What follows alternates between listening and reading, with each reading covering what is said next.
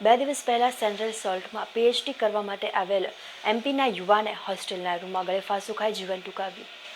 જાણવા મળતી વિગતો અનુસાર એમપીના સ્તના ગામનો રહેવાસી અનુરાગ ગણેશ તિવારી નામનો યુવાન 2 દિવસ પહેલા ભાવનગરના સેન્ટ્રલ સોલ્ટમાં પીએચડી કરવા માટે આવેલ. આ યુવાન ગઈકાલે જ હોસ્ટેલમાં રહેવા ગયેલ અને આજે હોસ્ટેલના રૂમમાં પંખા સાથે ગળે ફાંસો ખાઈને જીવન ટૂંકાવ્યું હતું. સમગ્ર ઘટનાની જાણ પોલીસને થતાં પોલીસ અને 108 એમ્બ્યુલન્સ સહિતનો કાફલા ઘટના સ્થળ પર પહોંચી તપાસ હાથ ધરી હતી. ઘટના સ્થળ પર સેન્ટ્રલ સોલ્ટનો સ્ટાફ પણ પહોંચી ગયો હતો.